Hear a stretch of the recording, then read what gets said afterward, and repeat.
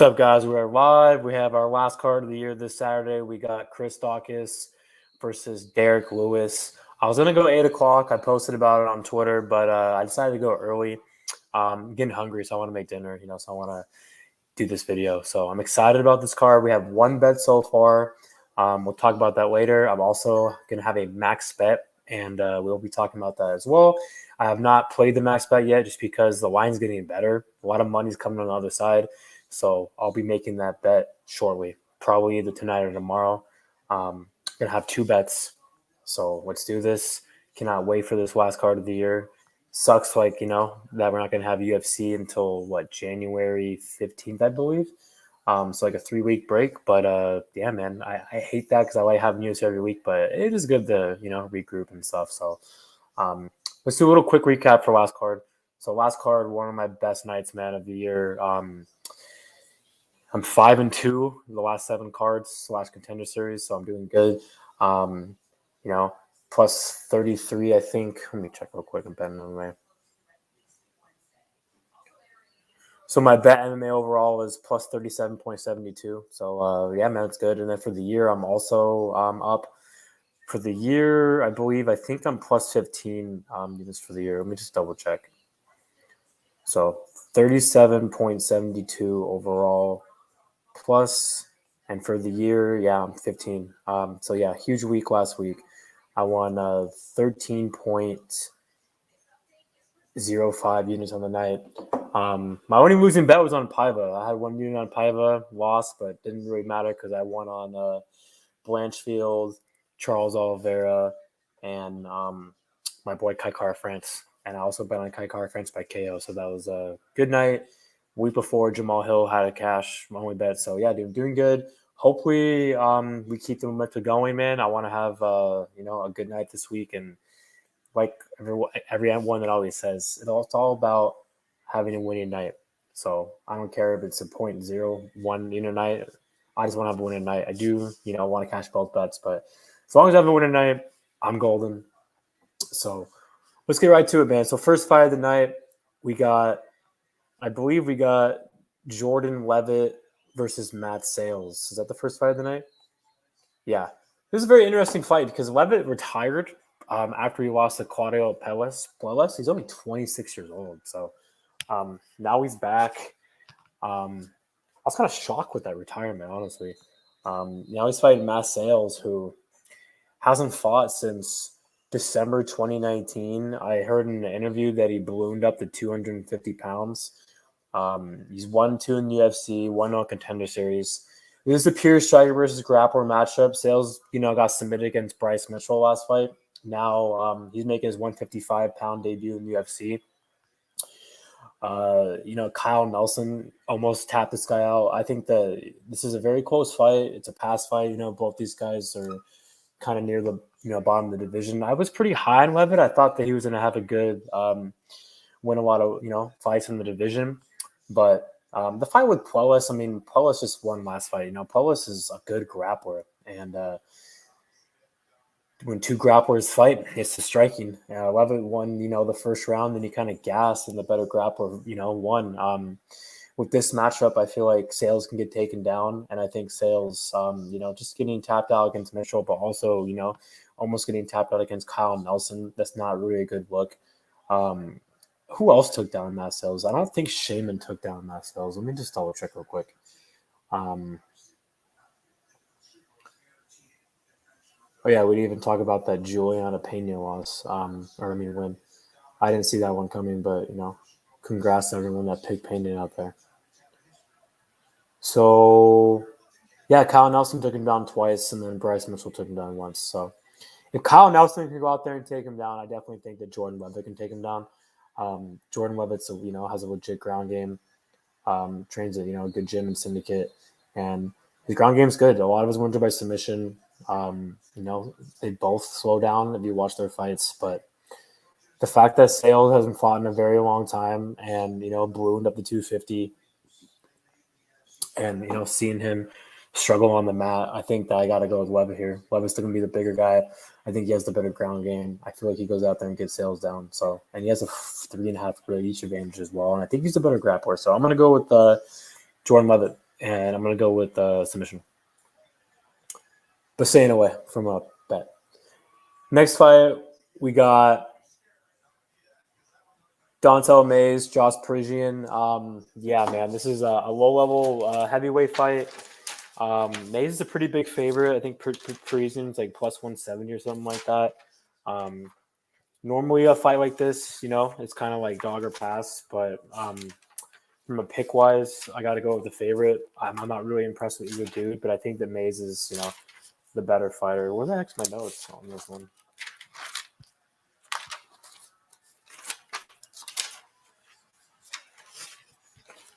So Mays is 1-2 in the UFC, 2-1 contender series, good striking. He has an 81-inch reach advantage, so 7 inch? Or does Parisian have 79-inch reach? Okay, so Mays has a 2-inch reach advantage, but I think Mays is the faster guy. I think he has good movement, good jab. They both slow down. That's their downfall. And they're both strikers. I don't really think either guy can get takedowns here. And I just think that Mays is the better striker. So I'll go with Mays, but I'm not really confident at all. That's a very, very interesting. That's a very tough fight to call. Next fight, Raquel Pennington, Macy Chaisan. It's a good fight, man. This is one, man, that I'm going to go with the dog. I think Macy Chaisan could win this fight, but she's taking a short notice, so I'm not going to bet it. She's 7-1, 30 years old. Pennington's 33, 12-8. Pennington is 8-5 in the UFC, 3-3 in the last 6. Chaisan's 5-1 in the UFC. She's a finisher. I feel like that this is a striker versus grappler matchup. Pennington's a grinder. She likes to, take you against the fence and kind of just wear on you, clinch you up, hold on you in the fence. She has a better grappling. I think that she has a better wrestling here. Chaisan's a legit BJJ brown belt. Good reverses and has a good ground game on the feet. Yeah, Rocky has good boxing and stuff, but I think Chaisan's a better striker. I think Chaisan has really good elbows in the clinch and good knees. Good boxing, good straight left, good right hand, power. Yeah, dude, Chaisan's good. Her only loss against Landsberg, she gassed in that fight, 1-1 go in the third.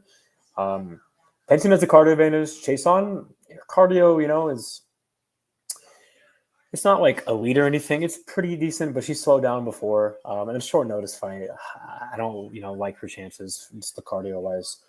4.5-inch reach advantage, but I do think that she's going to get the win. I'm going to go with her. I think that she's the better striker. I think that she can hurt Pennington and possibly win a decision, but I'm not going to bet it. But yeah, I'll go with Macy Chaisan for the upset.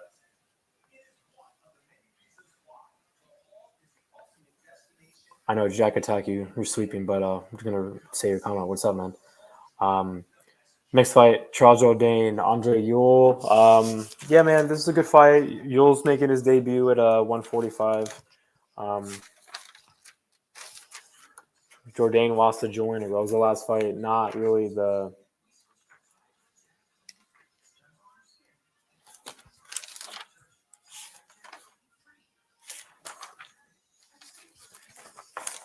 best look, but still, Rosa's a pretty good fighter. It's just the chin with them. But Jourdain's, I feel like, the better fighter here. Both these guys are strikers. Jourdain has more volume than Ewell. Ewell has a straight left, and that's pretty much it. Jourdain has a good jab, good boxing, good kicks. He's faster. Yeah, I like Jourdain here. I wouldn't bet this fight, but I'll go with Jourdain. And Ewell just got knocked out last fight, so yeah, Jourdain could definitely hurt that chin. Next fight, we got Eubanks versus Melissa Gatto. Yeah, man, it's a good fight. This is my first bet, man. I have 3.5 units on the underdog here. Melissa Gatto at plus 160. She was like plus 175 last night, and a lot of people have been steaming. She actually opened the favorite, minus 130. So I feel like a lot of people, are seeing what I'm seeing. Shout out to Quint. I heard him. He's on Gatto as well. I think it's a good matchup for her. If you watch tape on her, before her debut, you're kind of like, okay, lackluster. She has a good ground game, but her striking is non-existent because she went out there and tapped out Carol Hoza on the regional scene in 2018, and she took 3 years off, and she's 25 years old. So a girl like that is going to improve a bunch. You see her fight in her debut against the Victoria Leonardo, and her striking was really good. I'm like, wow, this girl's definitely put in the work. She has a good ground game, lots of wins by submission. That's her game, to her jiu-jitsu, but her striking's good too. And in this matchup, Sajar's, Eubanks, she's been fighting at 35 and 25. 1 and 2 in her last 3 fights against Vieira. Vieira took her down and got the best of her on the feet, won a close decision.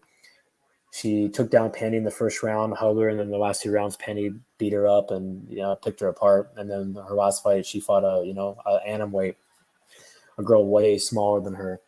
I mean, Reed's a strawweight, but still, I mean, way bigger than her, and got her out of there. Sajar's, definitely does not have the cardio advantage here. I think Gatto has the better cardio. I think Gatto is actually the better striker. I mean, I was really impressed with the striking. I think that she has more volume than Sarge Eubanks. Good right hand, good jab.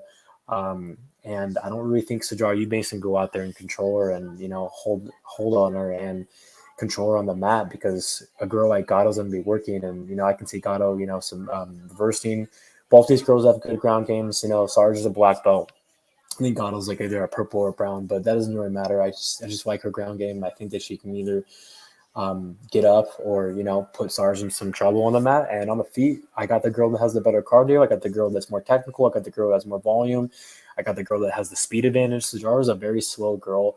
And dropping back down to 125, I feel like that's not good for her. I think she's going to gas even more, dude. So if you watch Sajar Eubanks, man, she has gas tank issues. And dropping back down to 125 is not going to help her. She lost to Betch Kohea. And Noah Allen actually said something that I was about to say right now that I have in my notes. Gatto's 11 years younger. So, I mean, the girl I have, 11 years younger. Who has the reach advantage? Did she have the reach advantage? Hold on.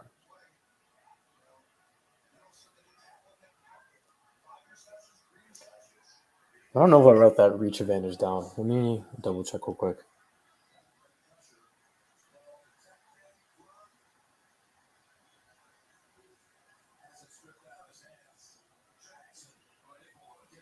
So Gatto has a 69-inch reach, and Eubanks has, So Gatto has a 2-inch reach advantage. Like I mentioned, I'm kind of basically just repeating what I already said. I think she's the faster fighter. I think that she has the better gas tank. I think she's the better striker. I think she can win a decision here, possibly maybe get a finish. I mean, pretty much said everything I wanted to say. Good pressure. I was really impressed with that win last fight. So, I actually think she has great jiu-jitsu too. So, like I said, I don't know if she can go out there and tap out Sajar Eubanks. I don't think she's ever been tapped out. But I just don't see Sajar going out there and controlling her on the mat. Even, holding her for a round like she can Pandy. I don't think she can do that here, dude. I think that if she gets takedowns, it's going to be really hard to control her. I think she'll get up, and her takedown defense will really good against Sonara last fight. So, I got the girl that's better striker, more technical, faster, better cardio. Going to go with Gatto.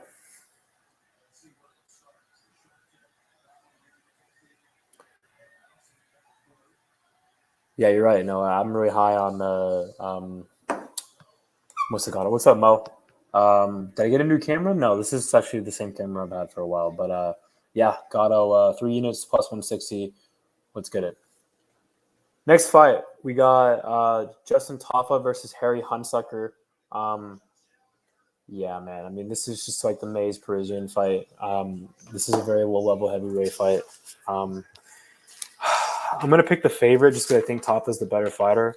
But I'm not betting this fight. I mean, DraftKings, I feel like you got to play Tafa.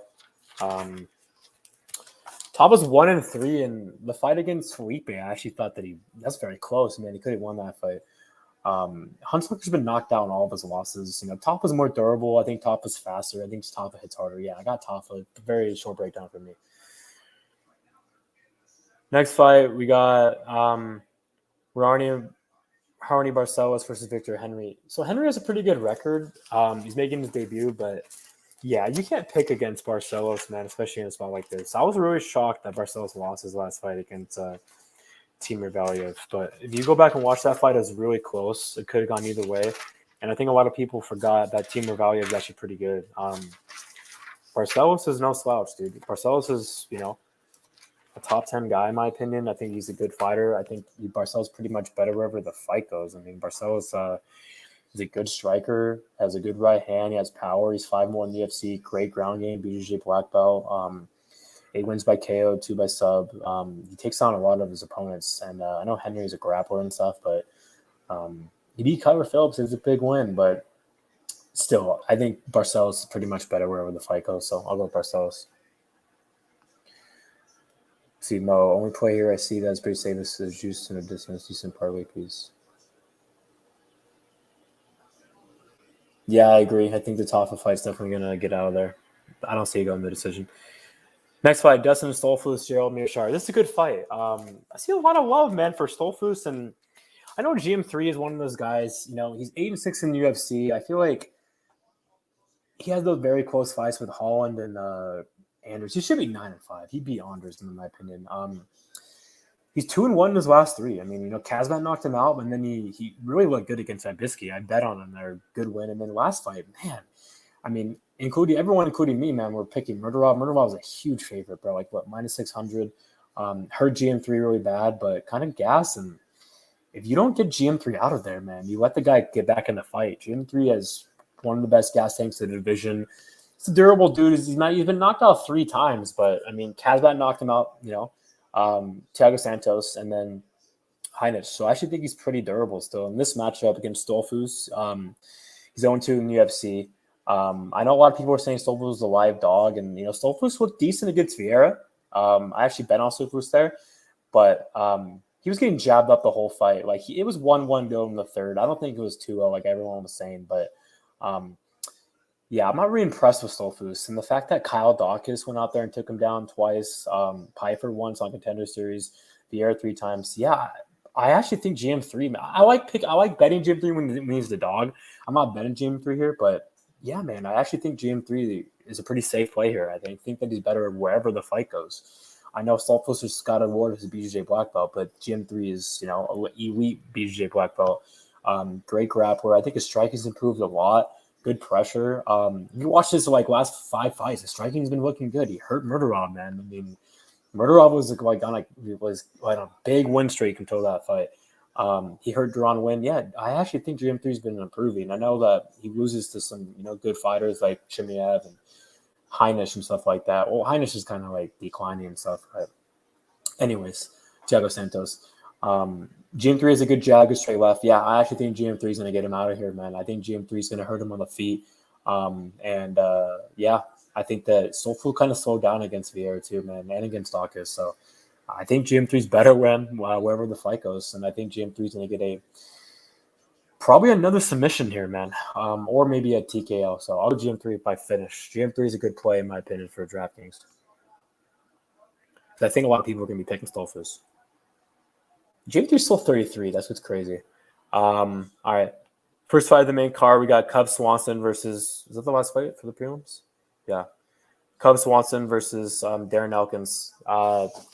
This is a very tough fight, man. It really is. This is a very close fight. From a pick-wise, I'm going to go with the dog. I'm going to go with Darren Elkins, but I can't bet it just because this fight, could go down a lot of possible ways. Cub Swanson's coming off a loss against Chikazi. No shame in that. He won the best fight in the division, and that body kick was crazy. This is the pure striker versus grappler matchup. Cub's a better striker. Cub has good boxing, good movement, good jab.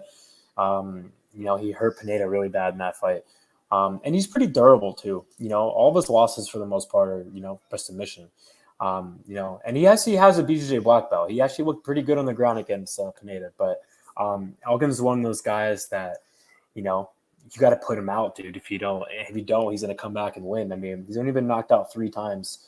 One of those times is in 2009 against Worthington. So he's been knocked out twice in UFC. Once against Lemos and then against Chad Mendes. The Lemos fight, he actually took him down 3 times. So, yeah, I actually think Elkins can get takedowns here. Elkins takes down a lot of guys, dude. He took down Minner twice. He took down Garagoe 7. He took down Lammer once. Took down Lemos 3 times. He has good pressure. And his striking's improving. He has, decent hands. But, yeah, I mean, I feel like he gets better when he gets hurt. He's gonna bleed in this fight. Cub's a lot faster on the feet. Yeah, Cub's the better striker. Like I mentioned, he's more technical. But I think Elkins can get takedowns here. Elkins is 2-4 in his last 6. So, yeah, both these guys are, veterans. They're both at the end of the division, dude. So, like I mentioned, I got to go Cub on the feet. He's a better striker. And I got Elkins with the better ground game. I feel like they both have good cardio. But I think Elkins is gonna, get takedowns here, and I think Elkins is either gonna win a decision, getting out of there.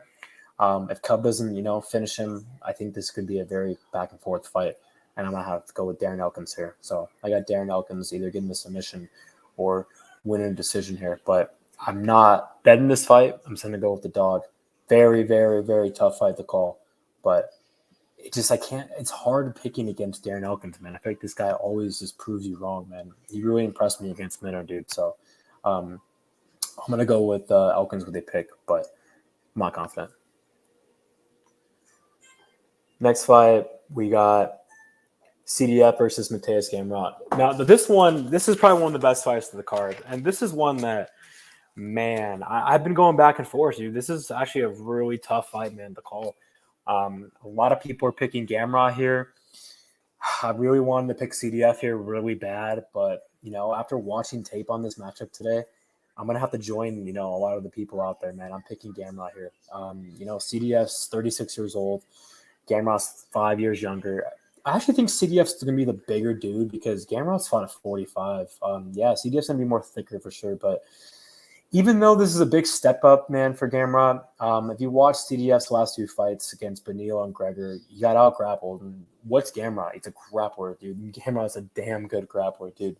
The way he, tries to pick your ankles and stuff, legit BJJ black belt. They're both BJJ black belts. On the feet, it gets interesting because I think the striking's really close. Gamrot has a good right hand and good movement, but I think CDF, has that really good pressure game, and I think CDF has better boxing.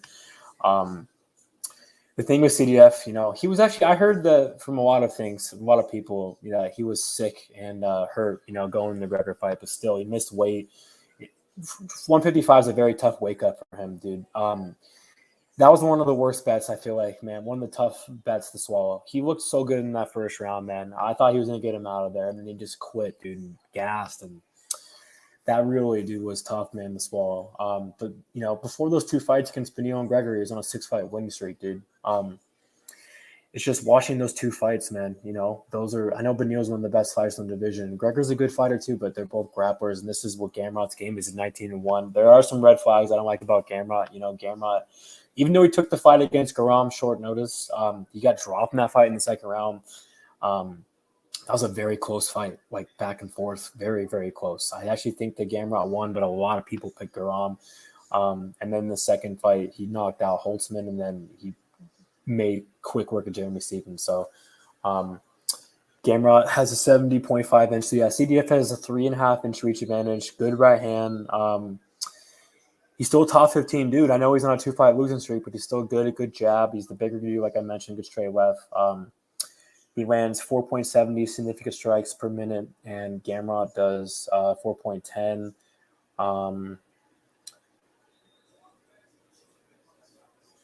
So Gamrot actually absorbs 2.09 and CDF 3.38. So CDF relies on his chin, man. He's been finished twice. DP knocked him out, and then Gregor got him out of the mat. So CDF's a very tough dude. I think he's the better striker. I feel like it's going to be very close, but the reason why I got to go with Gamrot here is just because the grappling. I mean, CDF maybe can get a submission, but I mean, Gamrot's 19-1, dude. I mean, he's only lost once, and that was a short notice, 50-50, could have gone either way.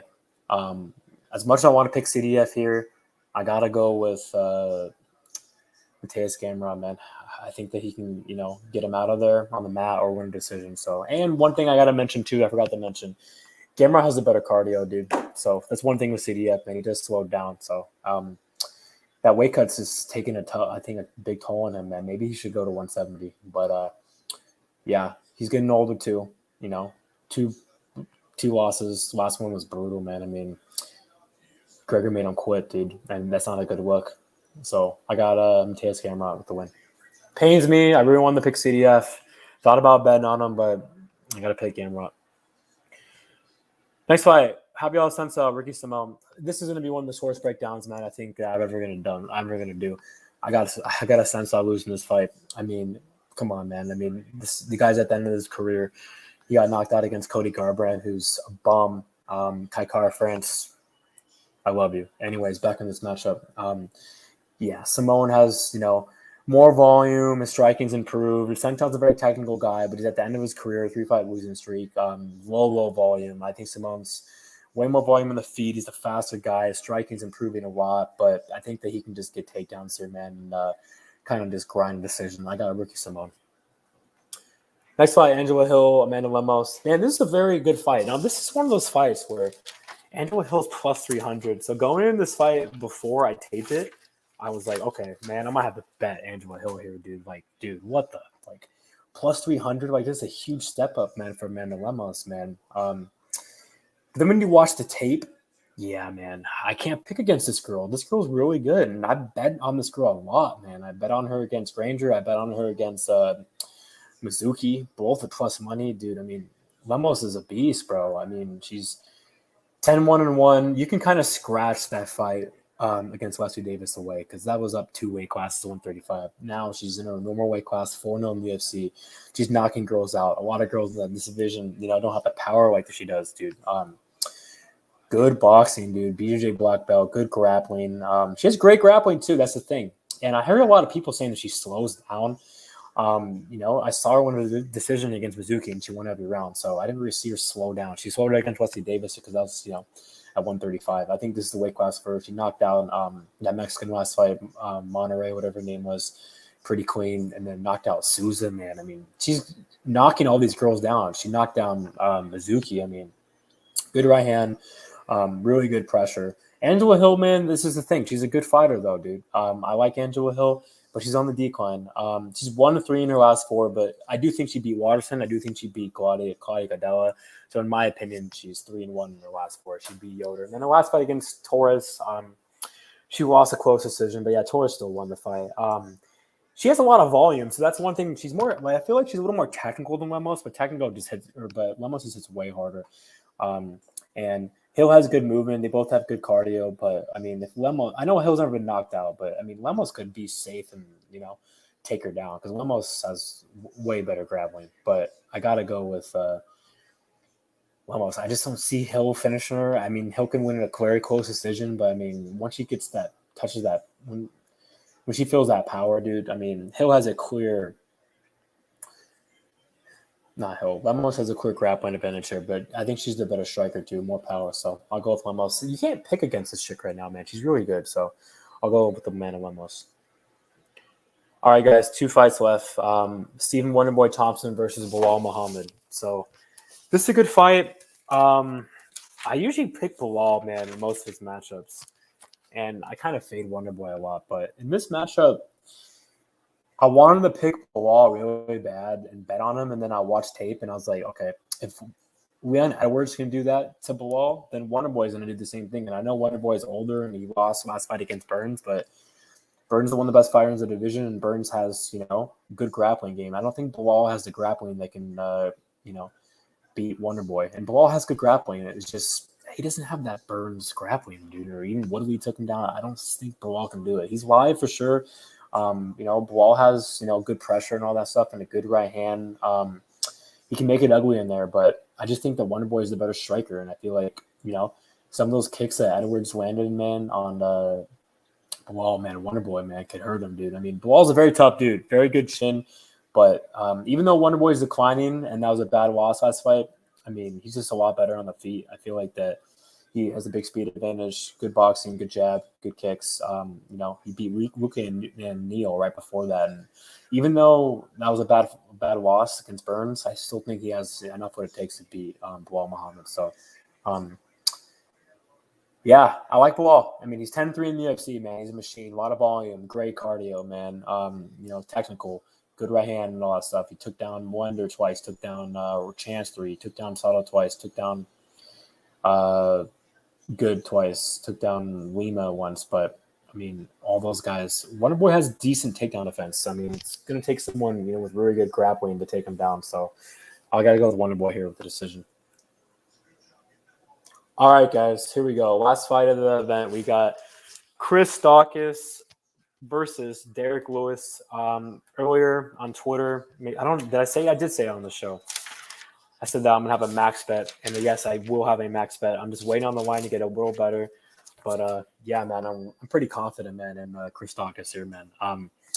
shocker where, I'm going with my fellow blue line brother, but, even I'm not even talking about that. I mean, this is about the matchup. People are going to say I'm biased and all that stuff, but I mean, I think this is a great matchup, dude, for Chris Daukaus. I mean, all he has to worry about is that KO threat. But other than that, man, I think he can win. I mean, Lewis, man, dude, the volume for him is so low. I mean, I wrote this down too. I mean, he threw 5 strikes, significant strikes against Curtis Blades. And Curtis Blades won the first round, all stuff. But I mean, we know Curtis Blades, dude. He's chinny. I mean, he tries to strike. He barely even shot. If he really shot in that fight, it would be easy money, Curtis Blades all day. But Lewis, landed 7 strikes, I think, man, against Curtis Blades. Dude, his volume is so low, dude. It's not a good look at all, dude. And then against, what was it? I think Ghani threw 16 strikes, something like that, dude. One big stat that I like for this matchup here is Daukaus lands 9.03 significant strikes per minute, and you got Lewis that 2.49 significant strikes per minute. So that's a huge stat. I know that he absorbs a little more. Daukaus absorbs 3.40, and Lewis, I think, absorbs 2.48. But still, Daukaus is, his defense is 64% on the feet. You got Lewis's is 52%, and I mean 6.66 knockdown ratio, dude, for Daukaus, and I think Lewis's knockdown ratio is 0.99, something like that. So yeah, Lewis is one of the heaviest hitters of the division. But I mean, the Volkov fight, he's getting his ass kicked the whole fight and then knocks him out. He knocked out Blades. He knocked out Oleski. But I mean, Oleski's been done. Daukaus made quick work of Oleski. Then he had those two very close fights with Blagoy Ivanov and Latifi, who I thought Latifi beat. This is just all comes out in the sideways go matchup. I mean, he wins this fight all day as long as he doesn't get caught. And Lewis throws so low volume, man. I mean, he got dominated the last fight, man. So this is a step up, though. I think that all these guys that Daukaus fought, Lewis is better than them, but he's 4-0 in the UFC, man. Made quick work of Parker Porter. His right hand is money, and his straight left is really good, too. But he just has a big speed advantage here, man. He's so much faster than than Derek Lewis. I know that we've seen Daukaus been knocked out before a couple of times.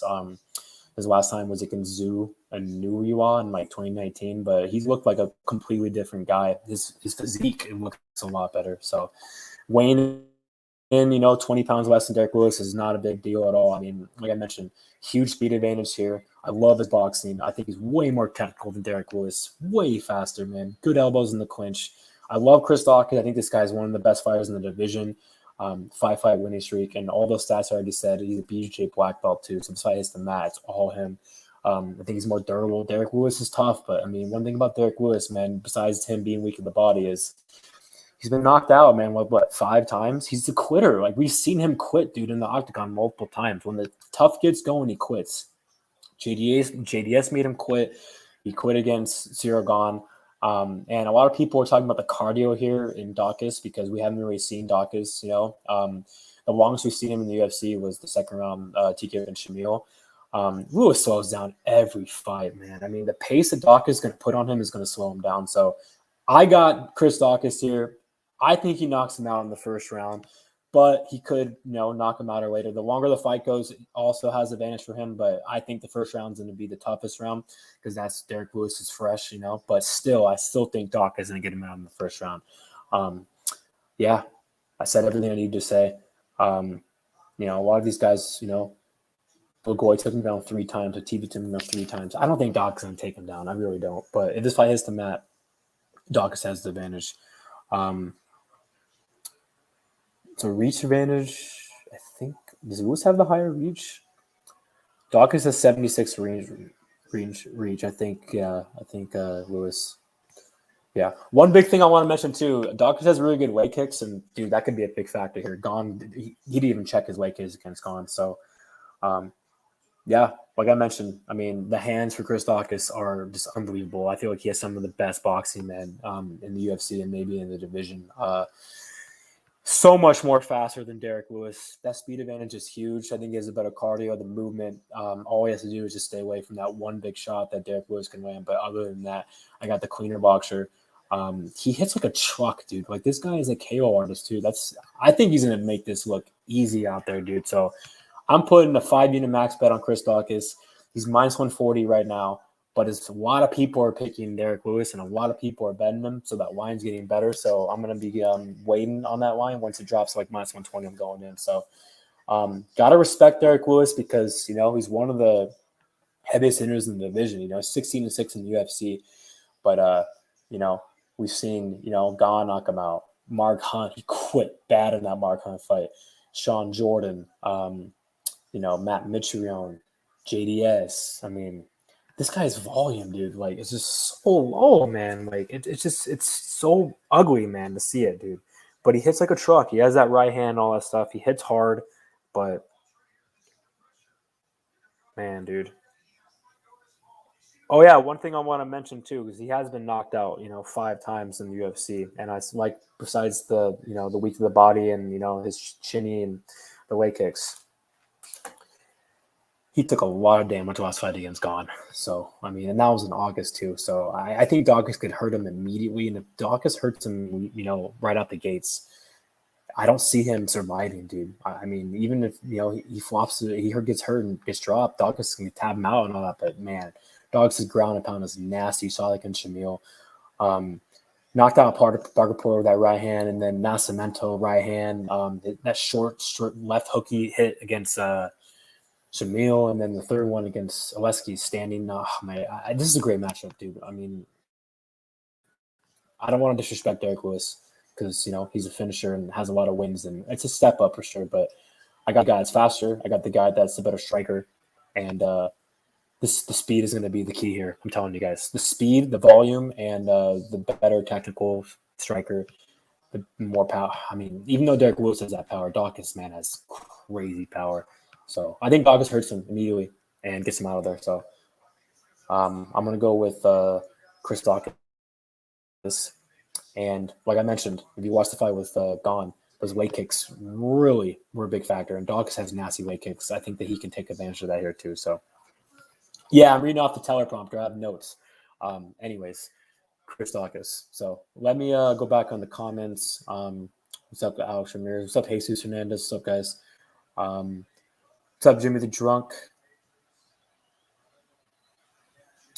What's up, Touch? What's up, KJIQ? Yeah, of course, people are going to say cop bias and all that stuff. All right, so there you guys go. Yeah, you're right, Cage. Movement is key here. So pick-wise, picks. We got Daukaus, Wonderboy, Lemos, Assuncao, Gamrot, Elkins, GM3, Barcelos, Tafa, Gatto, Jourdain, Chaisan, Mays, and Levitt. So bets-wise, 3 units at plus 160 on Gatto, and I'll be max betting Chris Daukaus, just waiting on the line.